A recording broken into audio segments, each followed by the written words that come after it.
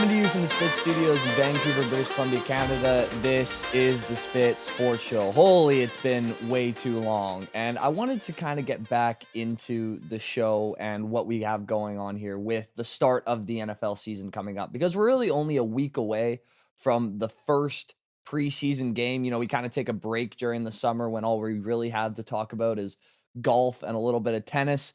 But football is ramping up now. The Lions are finally in pads. All teams have reported to training camp officially. And I want to start with the Lions because the general consensus that I'm hearing amongst the media landscape, which I have been surveying profusely over the past month or so, is that the Lions are prone to take a step back this year. And on its face, there are some logical arguments to that point. Obviously, they're coming off a 15-win season last year, so there's bound to be a bit of regression. I mean, 15 wins has only happened, I think, 4 or 5 times in NFL history. But in terms of the personnel, coaching staff, there are going to be some significant changes. But obviously, 2 new coordinators is usually a transition for one side of the ball, but having both sides of the ball, new people in charge, especially on the offensive side of the ball, where Ben Johnson obviously was a fantastic play caller for this team. Him being gone, somebody new coming in, there could be a bit of a transitional period at the start of the season, which is tough because the Lions obviously have an incredibly difficult schedule this year, which is another reason why people think they might take a step back.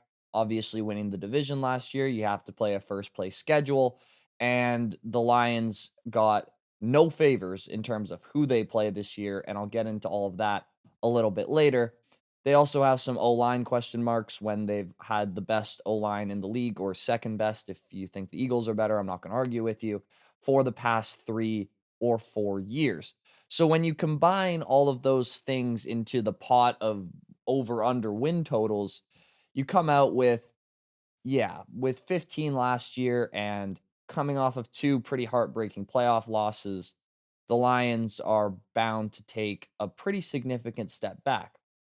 But the people who are the loudest in claiming this, I think, are missing the nuances in this roster construction and, more importantly, in this coaching staff that I think isn't as known to the general public as it is to Lions fans, Lions media. So I want to start with the side of the ball that the least amount of people are talking about, and that's the defense. Now, like I said, last year they won 15 games with a CFL defense at the end of the year. They were missing 13 players on IR on just that side of the ball. It was the biggest colossal pile of injuries on one side of the ball that any team could possibly imagine. And they still got through it because of their ridiculously amazing historic offense. But this season, obviously, barring any injuries, I don't see a world in which this Lions defense is not a top 10 unit. I'm going to start with the most basic of my points in this, which is the defensive player of the year favorite from last year before he got hurt is coming back. And apparently he's healthier than ever. He was just talking yesterday about how his best college season ever was coming off of a broken ankle. Now, this is a broken leg, so it's obviously maybe a bit of a bigger transition from recovery. But he, from all reports, he's looked incredible in camp. I'm talking about Aiden Hutchinson, obviously. He beat Penei Sewell in a couple one-on-one matchups, which I didn't think was possible. And overall, having one of the best defensive players in the NFL coming back to a defense, yeah, I think that's going to do justice for that side of the ball. And the rest of the pass rush is going to be just fine. Aleem McNeil is going to come back later in the season. But the element of the Lions, and I think their most underrated unit in general that no one is talking about, I think they legit have the best secondary in the NFL on paper right now. Like, obviously, they have the best safety duo. That's not even a conversation. Kirby Joseph is the best or the second best free safety in the NFL, depending on if you prefer him or Xavier McKinney. I'm obviously going to take my guy, Brian Branch. I know he plays strong safety as his position, and so that's where I'm going to put him. He might be the best strong safety in the NFL. It's him or probably Kyle Hamilton. but he can also play nickel. He can play cloud. He's just all over the field. So just playmakers at your safety positions. And Terrion Arnold, who was our rookie last year, he played more man coverage snaps last year than any player in the entire NFL. And like I said, he was a rookie. So he got thrown into the fire right away. And I thought besides that first 6, 7 weeks where he just couldn't get out of his own way with the pass interference and holding penalties, I thought he looked really, really solid. And again, from all reports, I'm not at training camp, but from what I'm hearing from the coaching staff, beat writers, etc., he is one of the most improved Lions over the offseason. And just from the highlights that I've been able to gauge, him going one-on-one against Amon-Ra St. Brown, who is a top 5 receiver in the world, he is more than holding his own. So I'm very excited to see what he can do as the new cornerback 1, with the cornerback 2 being DJ Reed, who is not quite as good as Sauce Gardner. And that's the reason he didn't get the acclaim on the Jets that I think a lot of Jets fans thought he deserved. But this guy's a straight up stud. He's a top half corner. What I mean by that is like top 15 ish in the NFL. Got him for a good deal. So that being your cornerback 1 and 2 is just phenomenal. And at your actual nickel corner, when Branch is at safety, Amik Robertson proved, especially in that Week 18 game against the Vikings, where he held Justin Jefferson to, I think, something like 50 yards in a lot of man-on-man coverage, is he's one of the best nickels in the NFL. He's incredibly tough, and he's just matches the personality of that secondary room. And I think they're all incredibly close.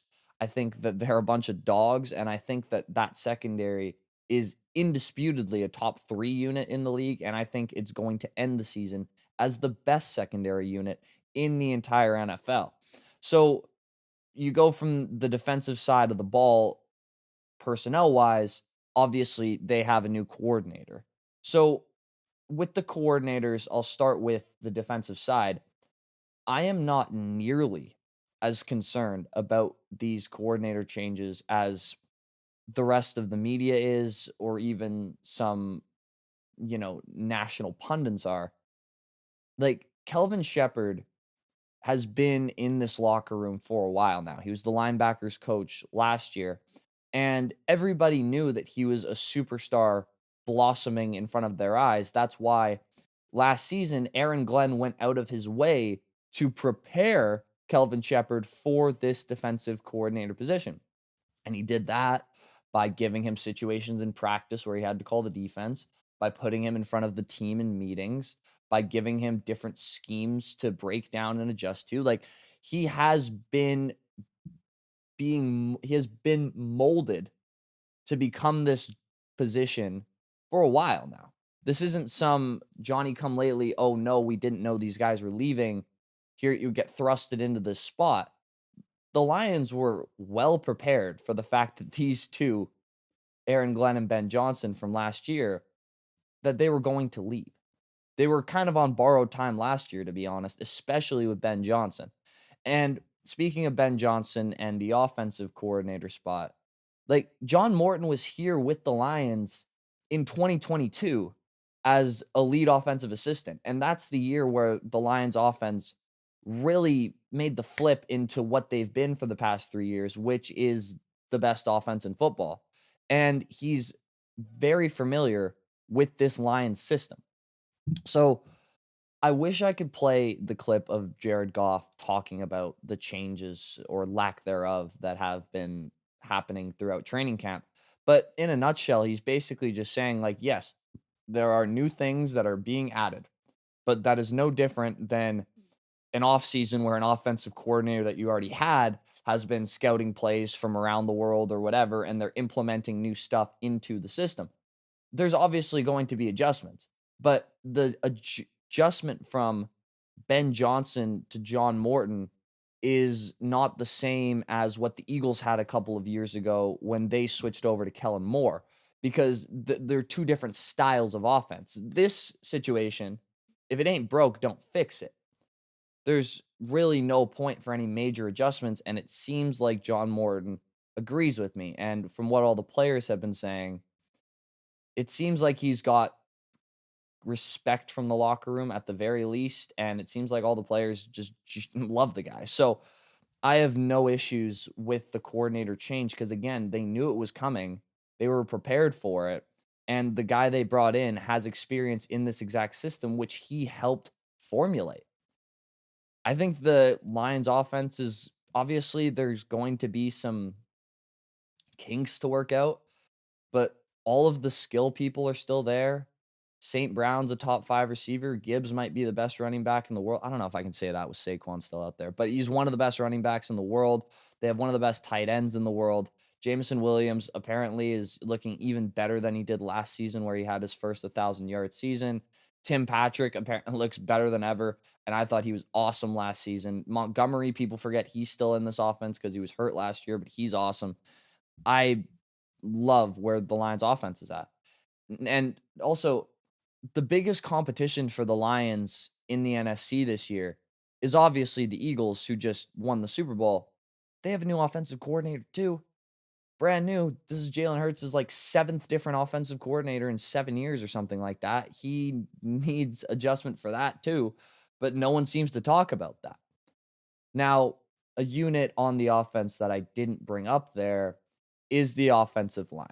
Now, if there was one concern for me about this offseason going into this season for the Lions, it would be the offensive line, because it's definitely a work in progress.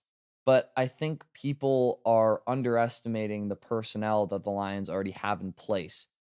Christian Mahogany, I know he was a 6th-round pick, but last season when he was put in at right guard when either Zeitler or Glasgow or whatever, one of them was hurt, he played phenomenal. And he started in the playoff game against Washington, where he was just spectacular. I think he had a 93 PFF grade. Guy was a mauler in the run game. He looks like a diamond in the rough that is about to blossom for the Lions. And I think that position is going to be solid. So you have your right guard in place. But I will say your left guard and your center spot, a little scary. Now, I'm not a Graham Glasgow fan. I think he gave up the fumble that lost us the game in the playoffs last year when we were up 17-3 in the red zone. And anyways, I'm not even going to get into it. I got PTSD. But he is a lower end starter in this league. And Tate Ratledge, who the Lions just drafted, is flatly a complete unknown. I know nothing about the guy. The fact that he played at Georgia gets me a bit excited because obviously he's had that SEC pass rushing experience. So I think the transition will be a little bit easier for him than it would be for someone who came out of, I don't know, the ACC or something like that. But he's huge. He's 6'9", 8, something like that. So with that, I'd kind of prefer him playing at guard, because I know when I played quarterback, when I had a tall center, it was kind of annoying having to look over that all the time, especially a statuesque quarterback like Goff. I don't think it would affect it too much, but I would imagine what happens is Glasgow starts at center and Ratledge goes to guard. And I think Glasgow is pretty weak at this point. And like I said, Ratledge is an unknown. So that spot could be weary. And if there is something you can do to get Jared Goff off his game, just like any quarterback, it's put pressure on him up the middle. So that could be a problem. And people don't talk about the left tackle spot a lot because Taylor Decker's been there forever. But like he's good. He's fine. I mean, if he's your starter, I mean, you got really no complaints, but I might be time to look for his replacement next offseason. He's getting up there in age. He doesn't quite have the same first step that I think he once did. I think this might be the last year you see Taylor Decker as the starting left tackle. I think the Lions address the offensive line heavy next offseason. But for now, I think it's a middle of the pack unit until they prove me otherwise. And with that, all of that combined, they obviously have one of the best rosters. They're going to have an amazing offense. The defense, I think, is going to be great. Best secondary in the league. They do have a tough schedule, and they earned a tough schedule. They have the 3rd most difficult schedule by record last year. They have the hardest road schedule by a mile. Their road opponents are just a gauntlet, an absolute gauntlet. I think I have them actually in front of me. Rest advantage, though, they have in a lot of them. So I'll just start with their road opponents. So they played the Ravens, the Chiefs, the Eagles, the Bengals, the Rams, the Commanders. Then obviously their division, Packers, Vikings, Bears. So they have a unbelievably tough schedule. There's no doubt about that. But the NFL has helped them out a bit with the rest advantages, though, like I mentioned. They have the first schedule in NFL history where a team has 8 games with a rest advantage over an opponent. All of this is courtesy of Warren Sharp, by the way. And no team in NFL history has had more than 6. So they have 8 games with a rest advantage. Historically, the most you get is 6. They have 1 game all year with a rest disadvantage. So they have basically a +7 net rest advantage because they have 8 where they have more, 1 where they have less. So they have +7.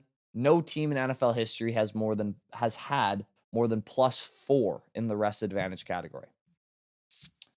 Now, looking at the NFL season at this point in time, before we get into the games, it's harder to kind of put into your mind what that means. But I know for me personally, when I do my gambling lines before the week, I always look at, hey, is this team coming off a short week? Has this team played on Monday Night Football?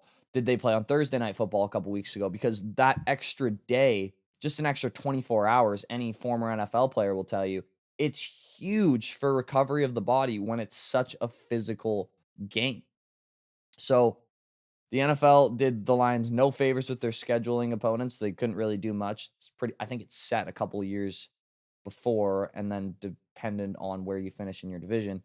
But they definitely helped them with the actual scheduling because the Lions are going to be fresh against a bunch of these teams and people just aren't really acknowledging that. And also, like, the culture is still in place. The standard is the standard at this point. They've had 3 unbelievable seasons where they've just built on each other year after year after year. Will they win 15 games again? Probably not. But at this point, did the Lions really want to win 15 games? I think they would prefer win 11 and go on a playoff run. I think it's all about the playoffs at this point for this form of the Detroit Lions. They're tired of being close. And good regular seasons, they get you close. But at the end of the day, all you have to do is get in the dance. Hopefully, by the time they're in the playoffs, the offensive line is solidified. And I wouldn't bet against this team in any of those games. I think they're still an undisputed top 2 favorite in the NFC. And I'm hammering their over 10.5 wins. All they got to do is win 11 games with this roster, with those offensive weapons. Seems like a lock to me. Thank you all so much for watching. As always, I want to know, what do you guys think the Lions' record will be this season? Are they big-time contenders in the NFC? Do you have the Rams above them in terms of your NFC power rankings? Let me know in the comments. Do you have the Eagles? Do you have the Commanders? I don't know. I want to hear all of your takes. I'm small enough as to where I can read all comments and love doing so. So drop some down there. Please have a like on the video if you enjoyed what you heard. Please subscribe if you really enjoyed it. The Spit Sports Show just hit over 400 subscribers. Big things happening on this channel. And as always, I will see you all in the next one. Peace out. Love you guys.